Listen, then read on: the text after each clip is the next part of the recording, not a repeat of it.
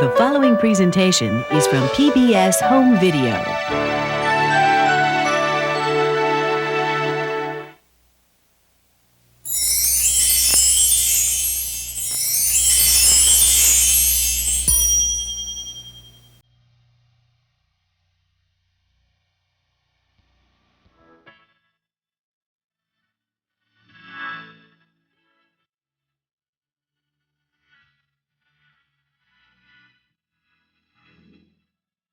Innovative programs, challenging concepts, and quality family entertainment.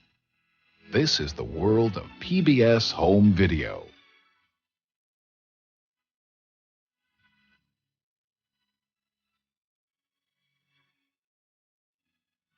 New critically acclaimed programs are now available at prices that make it affordable to add PBS Home Video to your permanent collection. Through it all, you'll discover quality programs that your family will enjoy for years to come.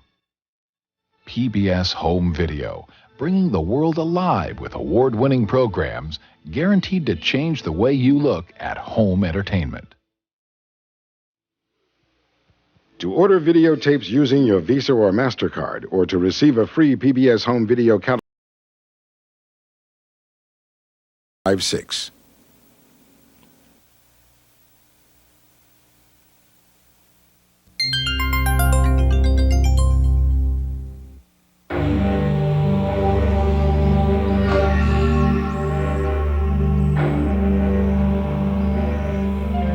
Dinosaurs.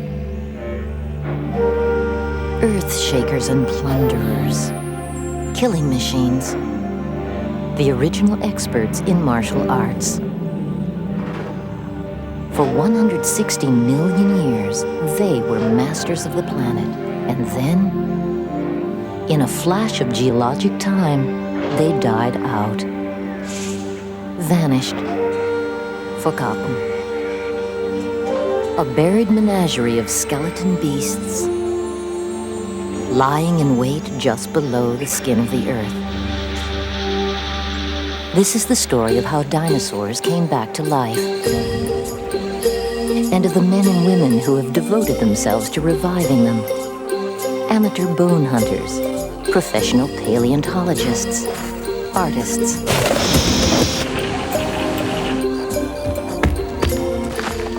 It has meant grueling work in the broiling sun, high adventure, much hands-on labor, and more than a little luck. Bone! We have bone, yes! With the pieces of the puzzle being stitched together by means of meticulous laboratory science. It's the story of dedicated fossil finders who spend long days chipping away dirt inch by gravelly inch so that the monster can finally be raised from its rocky tomb. And there still remains a shroud over the greatest mystery of all. Why have all the dinosaurs vanished?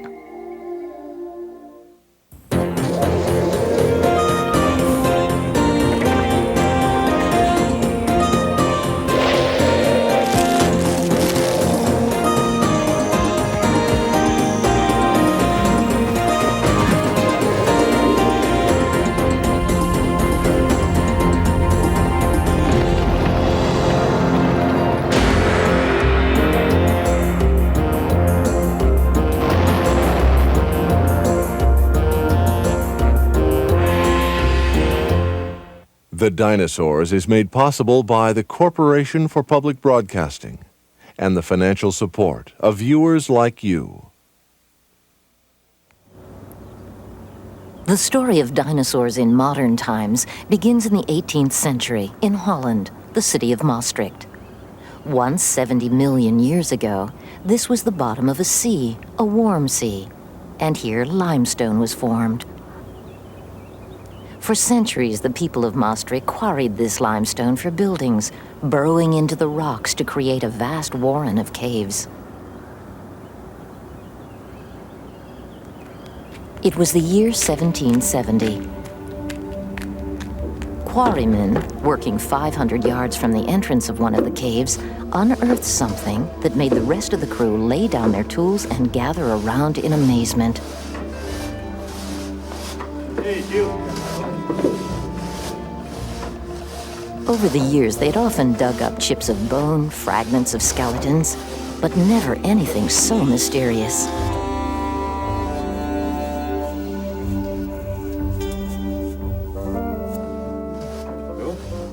They knew someone who would pay good money for their discovery, a retired military surgeon called Dr. Hoffman.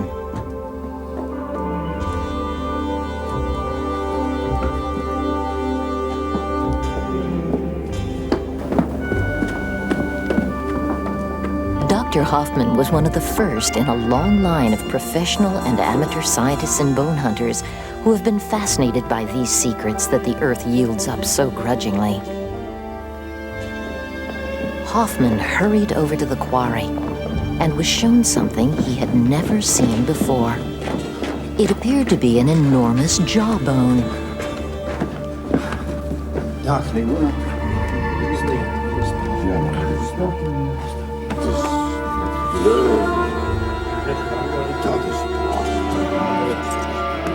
He bought it immediately.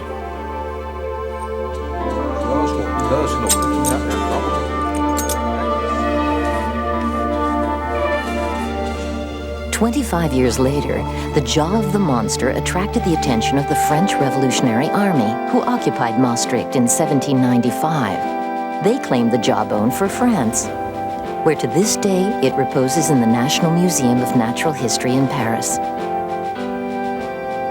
Soon after the French Revolution, the National Museum was the scene of another revolution. This one led by a celebrated professional scientist, Georges Cuvier. Cuvier was professor of comparative anatomy, which was a booming branch of science at that time. And it was the very best place in the world for him to be, because I think the museum there probably had a larger collection than anywhere else in the world of skeletons and skins and, to some extent, pickled guts and so on, of a whole range of living species from all around the world. Like the other professors, he lived on the job. He had a house which went with the job, which was almost in the same grounds as the museum and the Botanic Gardens. And the Botanic Gardens included, as it still does, a small zoo. So he had access to at least a small collection of living animals, which he could study and see how they moved, how they put their anatomy to good use. So he was in a very good position to understand the relation between bones and muscles and sense organs and gut and everything else within a living creature, and see how all those parts of the body contributed to a whole way of life. Cuvier had a theory. Huge bones had been found beneath the streets of Paris. They looked like elephant bones, except that they belonged to a creature that was clearly a different species, now called a mastodon. Cuvier reasoned that these bones belonged to an animal that had become extinct. And it was really the first time that there was a really good, pretty strong case for extinction. Then one day, Cuvier turned his attention to the huge jawbone, the trophy from Maastricht. And he compared it with living reptiles and concluded this time that it was an enormous marine lizard. Cuvier had opened the door to a past buried far deeper than anyone had imagined. And the search he began has continued to this day. Marine lizards, like the monster from Maastricht, now identified as a mosasaur, populated the seas during the millions of years when dinosaurs reigned supreme on land. These sea creatures are what lured paleontologist Christopher McGowan here to Williston Lake in the Canadian Rocky Mountains. Well, 30 years ago, we'd have been walking along here, but there was a dam put in on this Peace River and flooded this whole valley, and we've got this monstrous great, very cold lake, and we can see all along this new coastline, which was once, of course, halfway up the mountain. we've got these rock exposures. And these rock exposures are Upper Triassic in age. And 220 million years ago, this whole thing, this whole area was one vast sea. And it was warm, probably quite pleasant. And in those warm seas were all sorts of animals. The most interesting, from my point of view, are these wonderful reptiles, the sea dragons.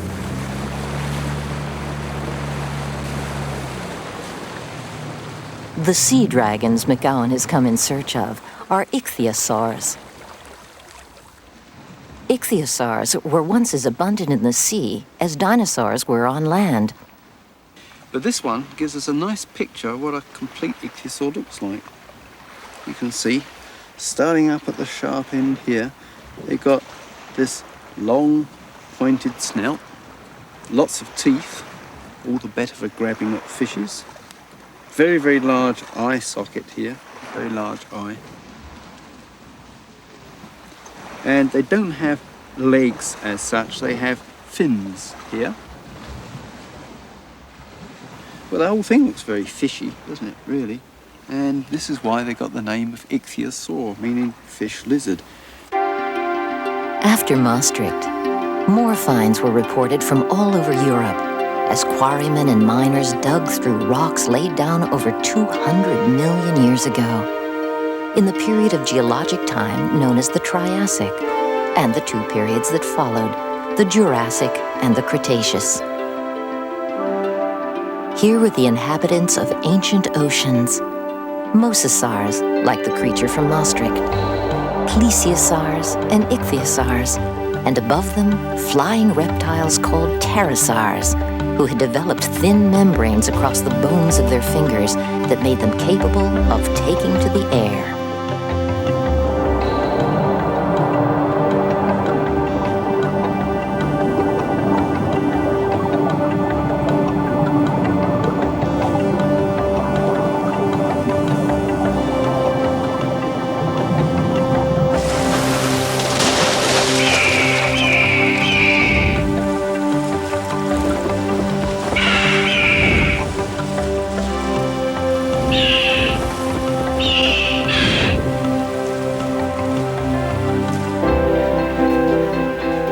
Then, in 1822, came the first dinosaur find. Tilgate Forest, Sussex, England. Gideon Mantell, a 32-year-old doctor, tells the story in his diary. Was sent for to Mrs. Morris, who suffers much from the ague. Mrs. Mantell accompanied me.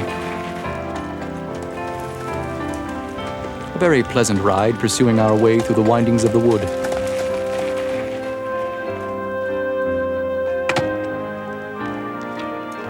While I was attending to Mrs. Morris, my good wife descended from the chaise to take the air.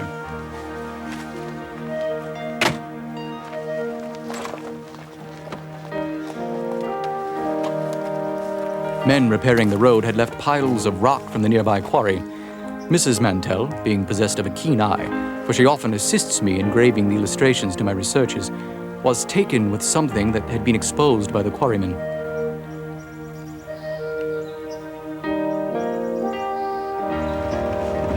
Having applied a plaster to Mrs. Morris, I returned to the chaise and went in search of Mrs. Mantell.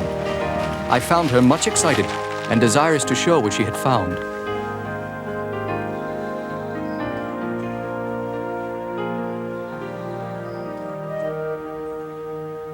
You have discovered an animal new to science.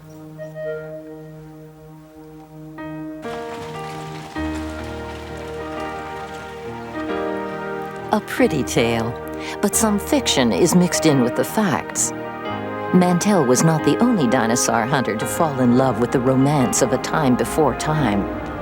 But the tooth itself is no fiction. It sits in the British Museum of Natural History.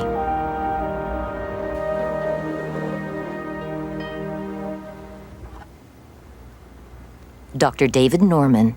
And this is it. This is one of the teeth that Mantell found, and one of the first ones that he described. If you look at the crown surface, you can see these lovely, long, smooth ridges which run down the surface of the crown. And then on the edges of the crown, these little crenellations. This animal was not only large and a reptile, but also a plant eater. And that's an unusual thing. At the time, no giant plant-eating reptiles were known.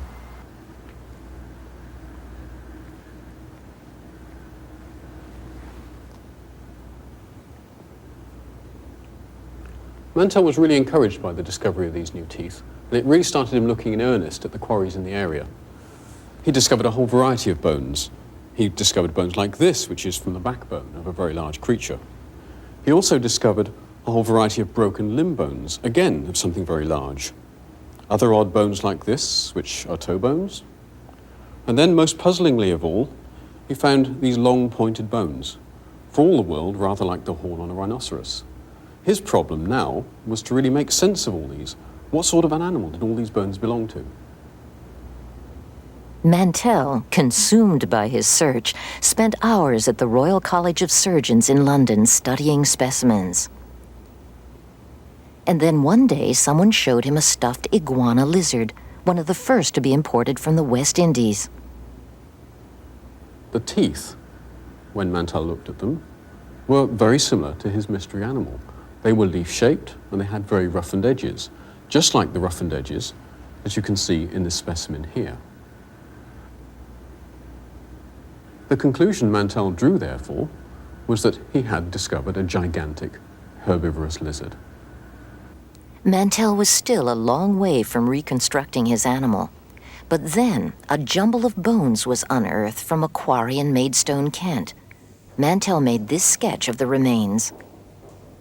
The Maidstone specimen. It was discovered in 1834, and it was blasted out of a quarry. You can still see here the blast hole where the thing was actually blown to pieces. It was glued back together, more or less. So what did he do? Well, he looked at this jumble of bones.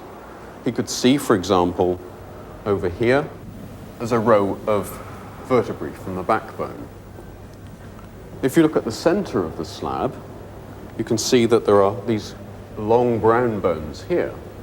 These are evidently leg bones of one sort or another.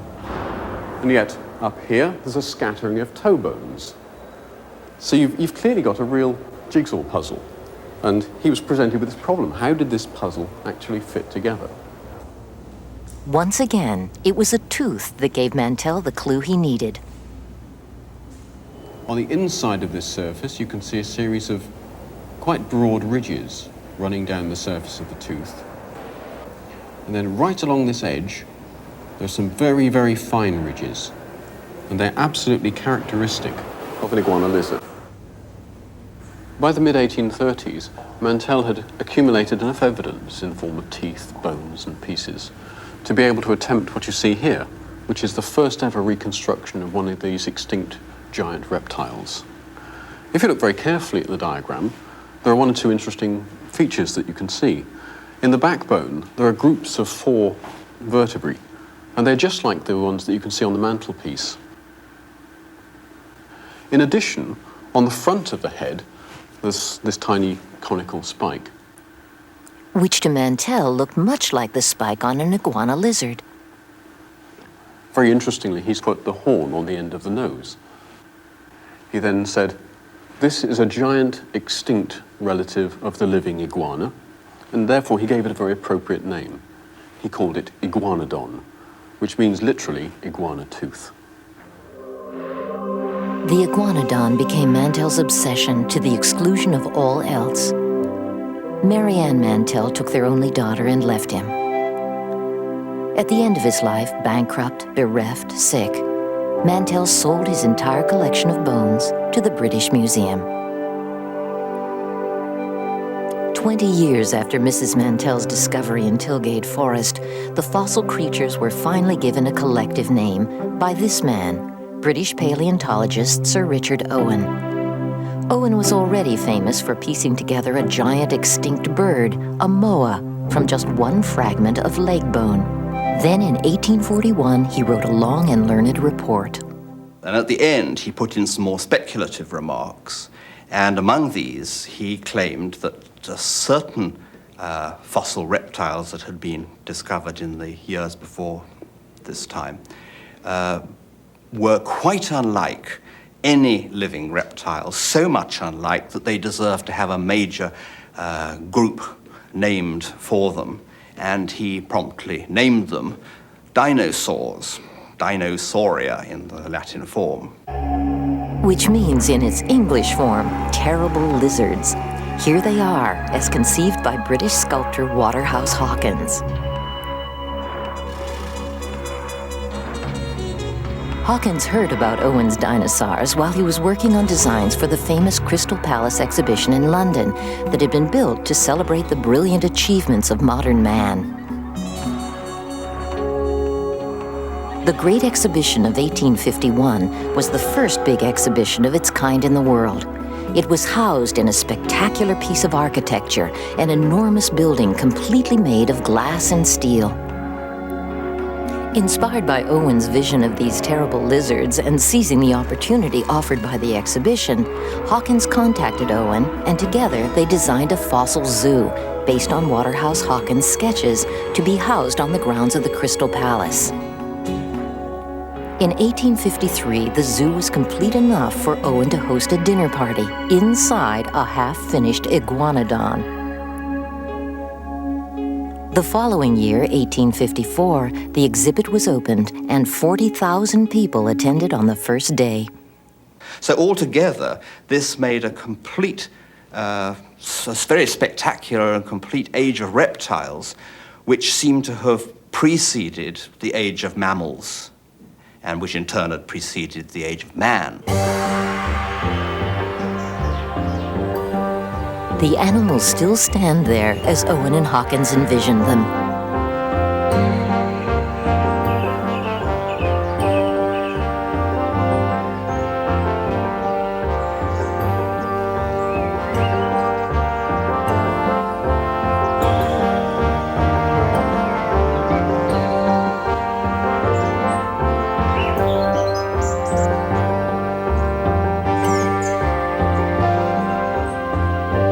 But did dinosaurs really look like this?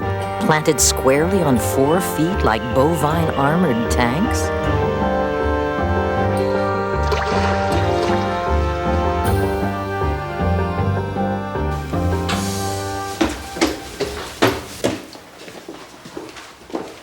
The first answers came from the other side of the Atlantic.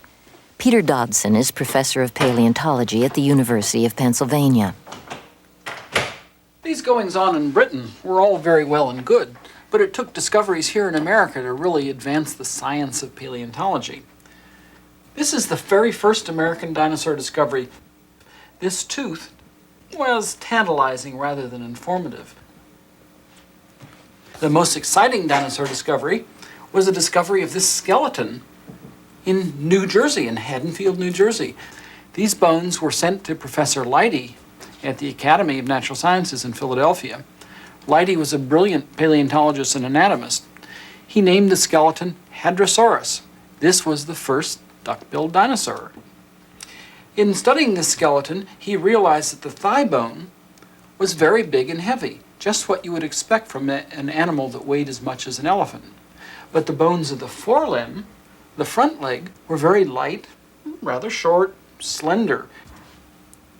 This was not an animal which could have walked on all fours. It could not have supported its weight on its front legs. And thus was born the concept of the upright, two-legged dinosaur. Quite unlike Sir Richard Owen's galumphing quadrupeds. In 1868, Hadrosaurus was mounted in Philadelphia. It was the first time a dinosaur skeleton had been mounted anywhere in the world. Joseph Leidy, using only a few scattered pieces of bone, had constructed something that did not appear in the menagerie of 4-footed behemoths at the Crystal Palace. A dinosaur that went around on 2 legs. Was Sir Richard Owen's vision of dinosaurs completely outmoded by Leidy's hadrosaurs? These are drawings of a whole herd of iguanodon skeletons, 39 of them, found in a mine in Belgium in 1878. cataloging and restoring them became the life's work of a Belgian naturalist, Louis Dallo. He was a contemplative man, a thinker, who preferred the quiet of his laboratory to the hubbub of scientific controversy. And it was here, in the Royal Institute of Natural Sciences in Brussels, that Dallo demonstrated conclusively that iguanodons, as well as hadrosaurs, walked on two legs. Or he thought he did.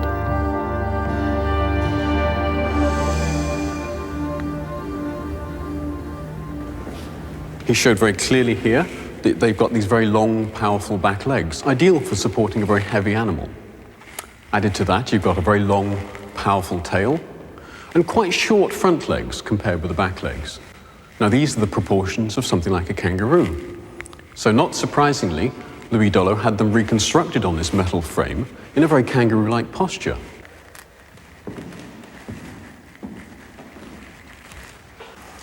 Louis Dallo cleared up one other mystery as well.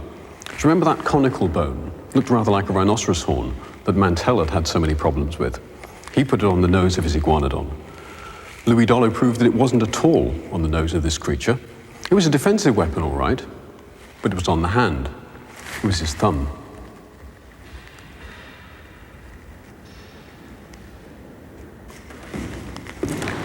These reconstructions of Louis Dallo have stood here for the best part of 100 years and largely unchallenged. And it's not surprising, he was working on complete fossil skeletons. However, not even Dallo was immune to the odd mistake. If you know where to look, you can find a few yourself. Let me show you one.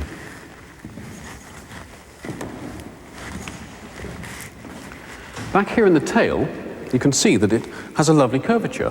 The back end of the tail rests on the ground, and it curves smoothly up to the hips for this animal, just like that of a kangaroo.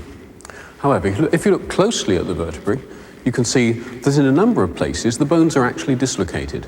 Here, and here. In fact, Dallo probably broke those to make that smoothly curved tail. So if we straighten the tail like we really should, as we've seen, that brings the chest down much more close to the ground. And naturally enough, the arms are going to fall very close to the ground, and the hands can be used as they really should have been for walking upon. That would have made Iguanodon a quite adequate quadruped, and perhaps one that Owen would have actually been rather pleased about. So has David Norman finally reconstructed Iguanodon right? Well, we've got it right for the moment.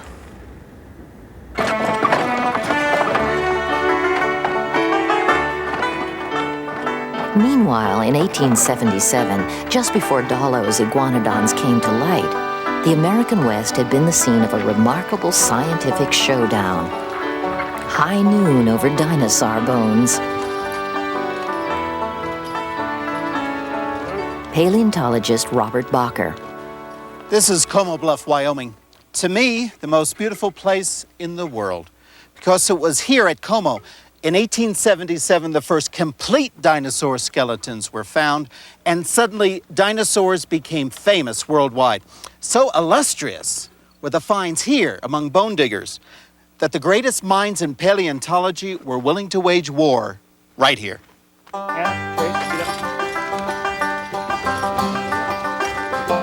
The war was fought between Othniel Charles Marsh of Yale University and Edward Drinker Cope of Philadelphia, two wealthy scientists and lifelong rivals. We're just across the river from Philadelphia. This was Cope's territory. He had it staked out. These pits also happened to be rich in fossils, and Cope arranged with the pit operators to receive a steady stream of fossils.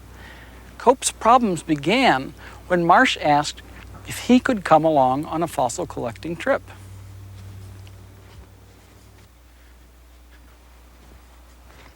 So Cope accommodated Marsh and brought him down right into the pit. And they collected fossils, found lots and lots of things, even a few dinosaurs. They had a wonderful time. They parted good friends. They even named species after each other. But Cope didn't realize that Marsh was taking notes, and Marsh actually paid off the quarry operators. And so the steady stream of fossils that had been coming to Cope dried up. In 1867, the new Transcontinental Railroad was pushing through a remote area of Wyoming.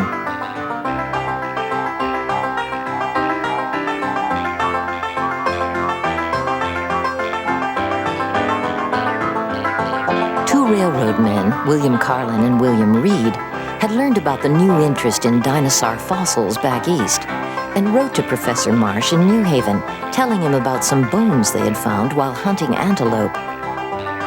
What they discovered were huge heaps of leg bones and ribs. It was the most colossal pile of dinosaur remains ever found.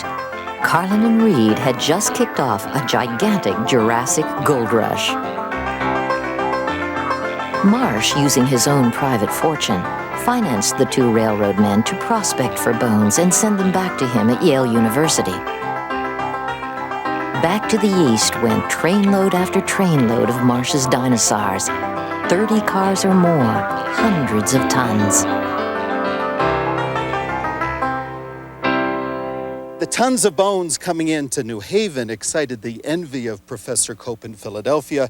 He sent his own men out to try to sniff around, to try to steal bones from under Marsh's nose. These men were dinosaur rustlers. For 15 glorious years, the digging went on here. From 1877 to 1892. Nothing like it has come since. And the dinosaurs that came from here not only filled museums, they filled magazine articles, encyclopedias, textbooks. They filled people's minds with the whole wonderful pantheon of Jurassic dinosaurs. Brontosaurus, Stegosaurus, Allosaurus, Morosaurus, Creosaurus, the whole glorious crew. In the final tally, Cope identified 56 new species. But Marsh came out ahead. His total of new species was 80. Out of this fierce competition came enough fossils to form the nucleus of 3 or 4 of the world's greatest collections of dinosaur remains, including those at the Yale Peabody Museum, the American Museum of Natural History in New York, and the Smithsonian Institute in Washington. Cope died in 1897, 2 years before his rival Marsh. But Cope issued one last challenge. In his will, Cope specified that his skull be preserved and his brain be measured, because in those days, many scientists believed that brain size was the true measure of intelligence, and Cope was confident that science would show that he was more intelligent than his hated rival. But Marsh never rose to the challenge, so we will never know the truth. However, Cope's wishes were respected, and we have his skull right here in Philadelphia. In the days of Cope and Marsh, dinosaurs were assumed to be reptiles, huge lizards. But this picture began to change, in part because of the finds made here in Utah. 150 million years ago, this land was flat. But 60 million years ago, gigantic forces crumbled the land, tilting it on its side, and the secrets buried in the silt of that river were exposed.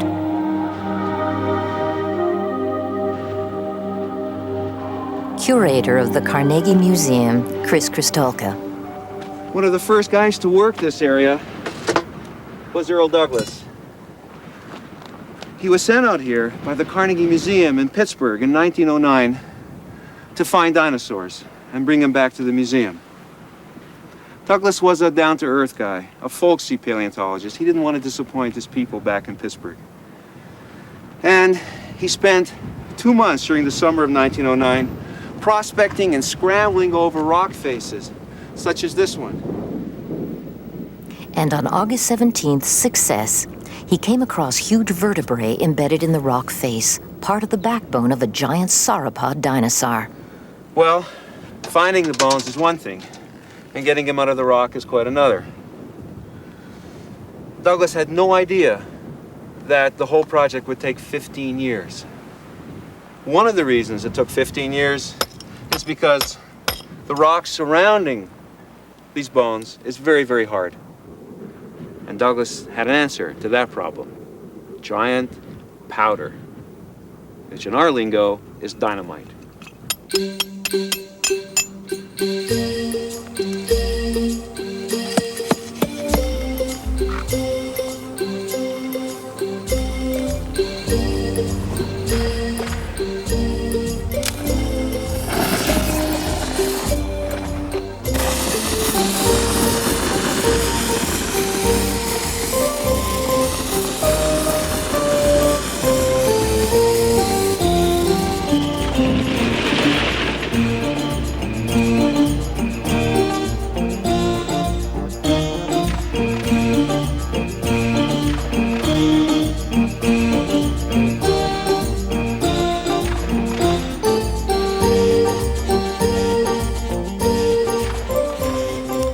Douglas had found the single richest concentration of dinosaur bones anywhere in the world, greater even than the finds in Como Bluff. Over the next 15 years, he shipped 350 tons of them back to Carnegie Museum. But here in Vernal, Utah, he kept part of his find intact, exactly where he dug them up, sheltered now from the elements by a glass and steel hangar in Dinosaur National Monument. But how did these bones get here in the first place? Well, 150 million years ago, when this rock layer was deposited by a flowing river, dinosaur carcasses floated down the river, piled up on a sandbar, one carcass on top of another on top of another. A jumble of dinosaur carcasses on a sandbar makes for a jumble of dinosaur bones in a preserved quarry. Here's a good illustration of the jumble of dinosaur bones in this rock layer. Here we have mostly bones of Apatosaurus. Here we have part of the pelvis, thigh bones, and lower leg bones. But straddled across this Apatosaurus jumble of bones is a bone of Diplodocus, another sauropod. Carnegie, who had financed Douglas on his trips, ordered life-size models to be made and shipped to a number of museums in Europe. But some paleontologists took exception to the upright pose.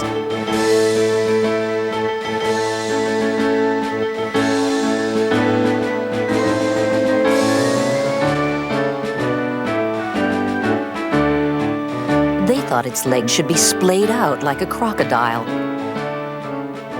After all, dinosaurs were big lizards, and they should be made to crawl like lizards, shouldn't they? Not according to the Carnegie Museum. If dinosaurs moved around like lizards, they would have to drag their bellies along the ground or sprawl in specially dug-out trenches. Either that, or stay submerged in water to offset their enormous weight. The correct stance of dinosaurs was hotly debated for the next 30 years. Until 1938, when Roland T. Byrd rode into town. The town he rode into was Glen Rose, Texas. Roland T. Byrd was a high school dropout who had gone to work for the American Museum of Natural History and would ride the back roads of the West on a Harley, searching for dinosaurs. At an Indian trading post in Glen Rose, he found a slab of rock for sale, and in it, tracks of dinosaurs.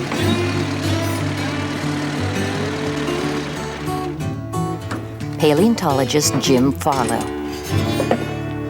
This is it. This is the Paluxy River near the town of Glen Rose, Texas, and this is the place that made R.T. Byrd famous. It was here in the bed of this river that R.T. Byrd found the first sauropod footprints. People had known of the skeletal remains of sauropods for many years, but up till now no one had ever found any sauropod footprints you could be certain about. This is the place where they got them. So R.T. really hit scientific pay dirt here. I told the men we'd have to build a coffer dam to shut out the water. They rolled up their pant legs and started bailing. By the time the boys finished the bailing, they'd laid bare several thousand feet of track. It was the largest dinosaur track quarry ever opened.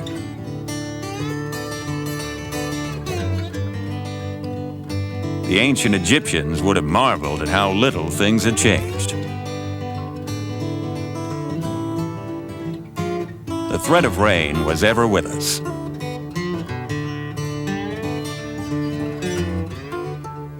Once lightning hit my Buick, made a hole in the top.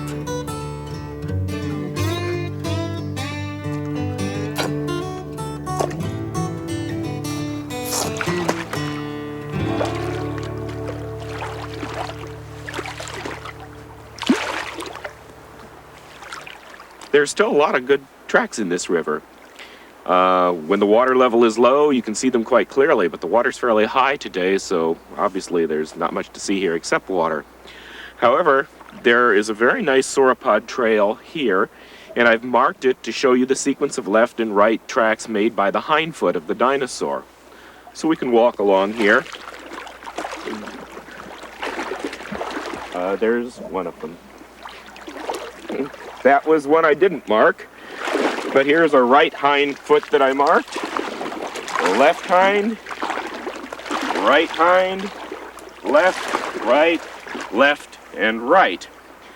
Now, this is a big animal. This is an animal bigger than a hippopotamus. It's not a very big sauropod, but it's a big animal by anybody's book. And yet look how close together the tracks made by the left and right-hand sides of the dinosaur are. If this animal had been walking in a sprawling lizard-like fashion, I don't think I could reach the span with my hands, but they're very close together, and that indicates that the dinosaur walked with its legs directly beneath its body in a very erect fashion.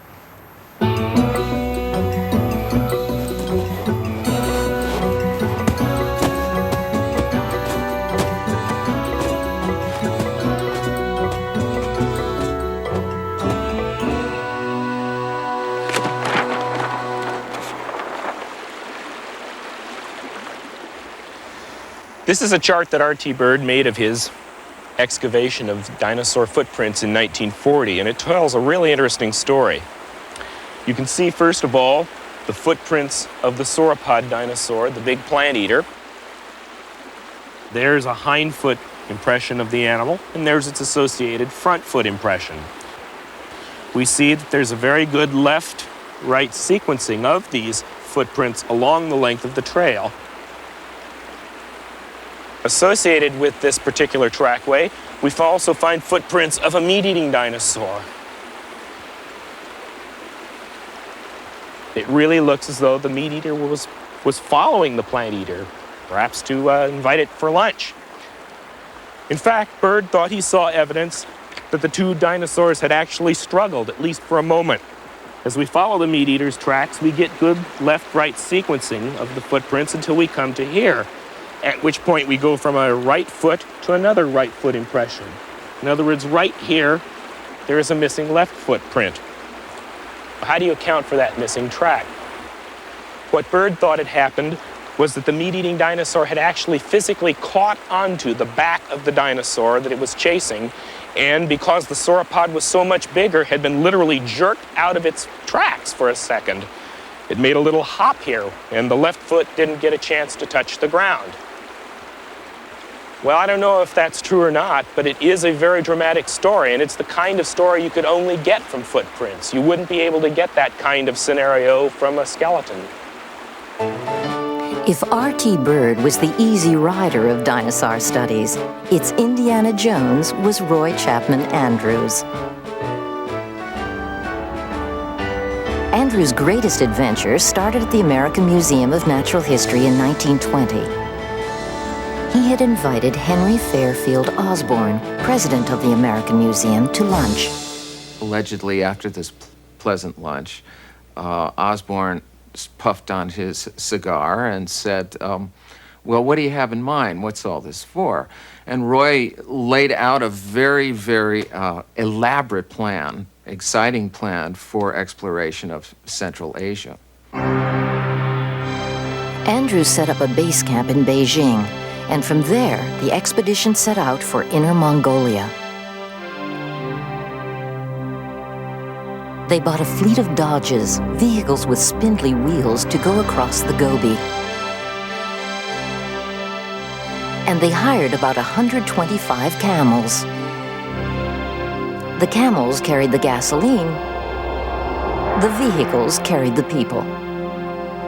Roy Chapman Andrews assembled a power team of scientists, a wide variety of specialists, because the whole idea was to do a description of the Gobi Desert in all respects, in all dimensions, not just paleontological. In a series of 5 separate expeditions in the 1920s, Andrews scoured the deserts of Mongolia for bones. It was rugged. Desert sandstorms would rip the tents out of the ground or the shirts off their backs. Sudden drenching rain showers turned the ground to axle-deep sludge. But the harsh majesty of the landscape lifted their spirits. Everyone was enthusiastic over the beauty of the great flat-topped mesa on the border of the Badlands Basin. Its surface was covered with black lava, but the sides were blood red. The spot was almost paved with bones. With its sculptured ramparts, it was the richest locality of the world from a paleontological standpoint. We named it the Flaming Cliffs.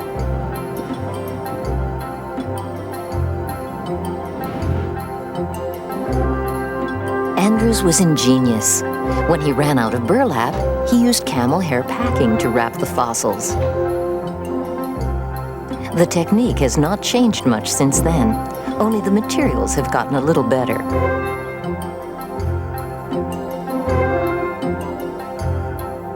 They found large deposits of dinosaur skeletons, but it was on their second trip that Andrews and his party made a discovery that would secure his place in the history of dinosaur studies. It was July 13th, 1923. They had returned to the Flaming Cliffs. We saw a small sandstone ledge, beside which were lying 3 eggs, partly broken. The brown striated shell was so egg-like that there could be no mistake. These must be dinosaur eggs. The prospect was thrilling. No dinosaur eggs had ever been found, and we would not let ourselves think of it too seriously. Scientists do things this way. They tend not to accept things right away because they're just afraid to say that, wow, we've made such a great discovery. And it was only after some deliberation that they decided, yep, couldn't be anything else. They have to be dinosaur eggs. 20-foot-long carnivores growing out of 10-inch-long hatchlings, 2-ton monsters laying eggs. 70 years after the first Andrews expedition, these images are in the thoughts of scientists from the American Museum of Natural History as they prepare to go out again to the Gobi Desert in 1992. They've already been there twice before, in 1990 and 1991, with their colleagues from the Mongolian Academy of Sciences. They go in search of evidence that dinosaurs are, in a sense, still with us. Most people, when they think of expeditions, paleontological expeditions, they envision people walking over a great expanse of plain and then say, well, I bet the dinosaurs are here, and start digging a deep hole, 200 feet deep, until they hit pay dirt. Well, that's not the way it is. We look for bone weathering on the surface. We walk. And a paleontologist spends most of his time in the field walking until they find a big accumulation of bones and then start digging around or quarrying. But most of this is field reconnaissance, walking and looking. They never touch the specimens. When they find something, the scientists wrap the rock that encases the fossil in a plaster cast bandage. Okay.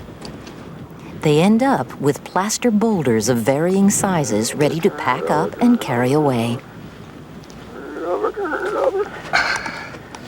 And it doesn't look like there's any bone on this side, so we've got the whole skull. All the real scientific work goes on once you get the material back to your museum, to your university, to your institute, and you have a chance to work on it. Dr. Malcolm McKenna of the American Museum will spend weeks, even months, on this meticulous work.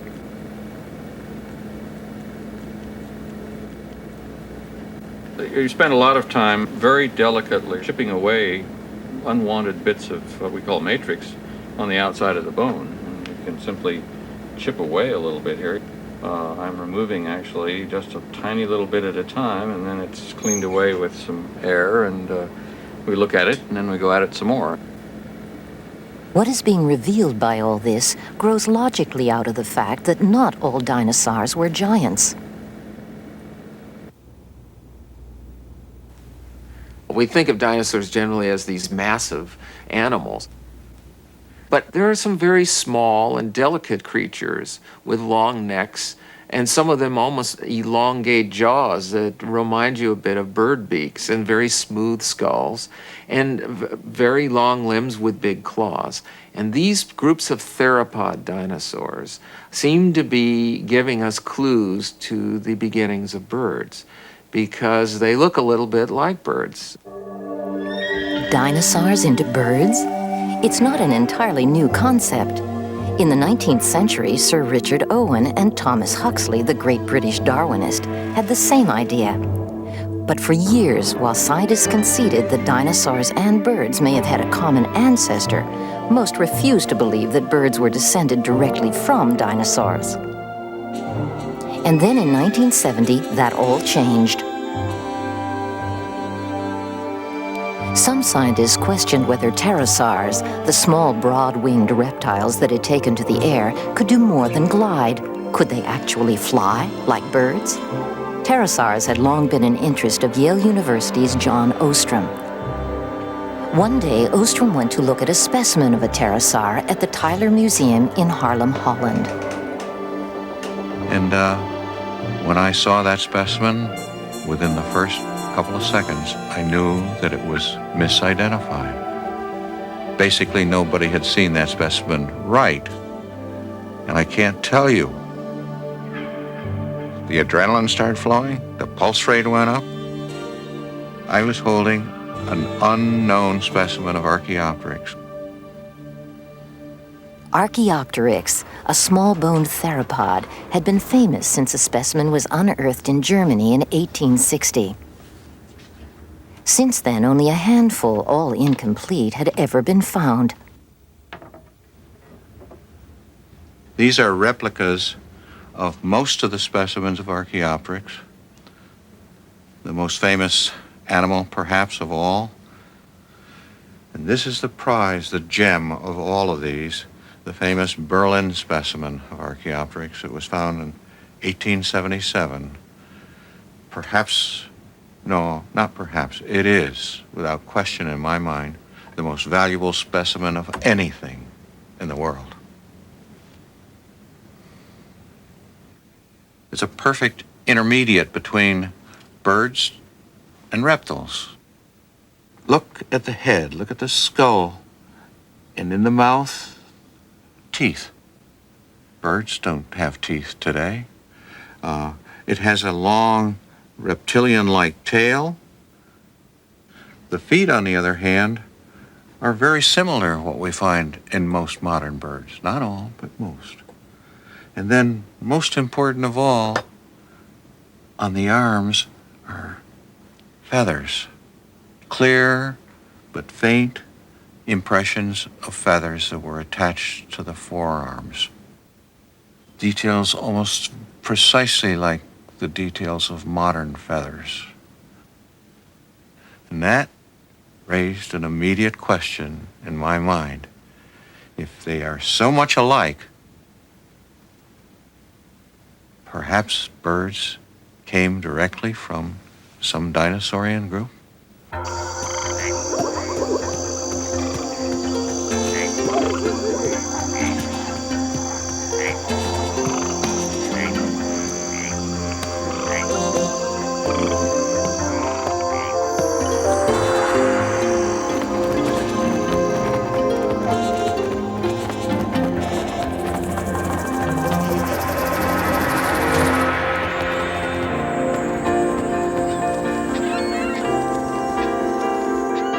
Thanks to Ostrom's work, which was inspired by his discovery in Haarlem, scientists are now able to trace a direct lineage connecting long-dead dinosaurs with the pelicans in our marshes, the sparrows on our lawns, the pigeons in our parks.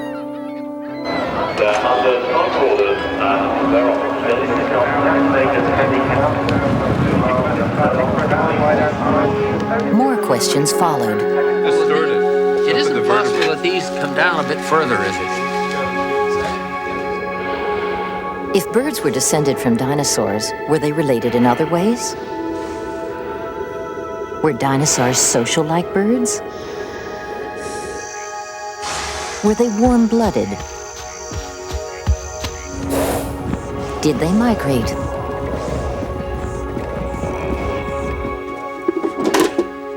Through the combination of ingenuity and luck that is characteristic of all progress in science, answers to these questions are now being assembled, and convincing ones.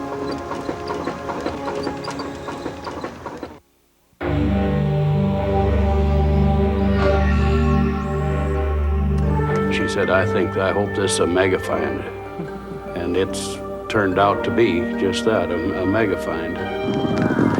If we'd got live dinosaurs, we could time them like I've just timed this race. Warm-bloodedness is a wonderful adaptation. It carries a tremendous price. The price of eating all the time at fabulous rates.